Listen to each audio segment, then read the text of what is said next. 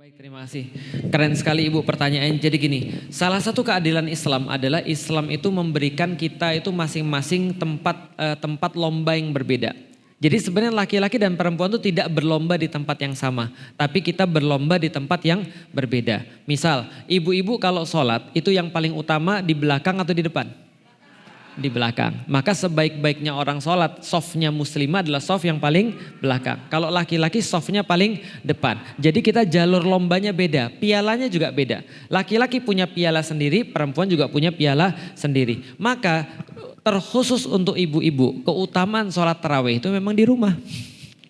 Nah kalau misalnya yang memerintahkan di rumah itu adalah Rasulullah, maka pasti pahala yang didapatkan adalah pahala yang sama. Karena yang ngomong siapa yang sholat bersama imam itu juga Rasulullah.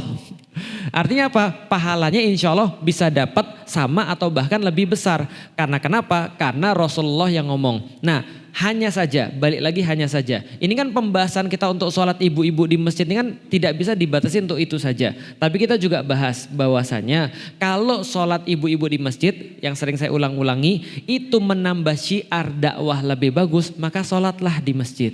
Kalau seandainya sholatnya ibu di masjid itu menjadikan pendidikan buat anak-anak ibu-ibu sekalian untuk Ramadan itu pergi ke masjid, maka sholatlah di masjid. Kalau sholat di masjid bisa membuat ibu lebih takwa karena lebih semangat karena sholatnya bareng-barengan, maka sholatlah di masjid.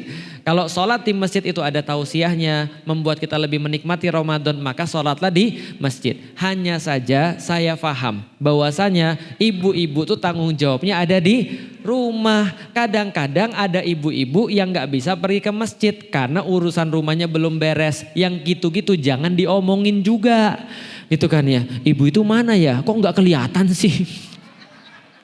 Udah berapa 15 hari nih gitu kan ya, gak ada orangnya. Ya siapa tahu dia perlu bantuan. Nah mendingan kita ke rumahnya kita bantu untuk nyelesain permasalahan rumah tangganya. Atau misalnya memang dia memilih untuk sholat di. Tapi balik lagi ya yang saya sampaikan bahwa Indonesia itu punya tradisi tersendiri yang memang menjadi pertimbangan juga bagi kita untuk tetap sholat di masjid ketika tarawih Ramadan gitu. Ada yang lain silakan.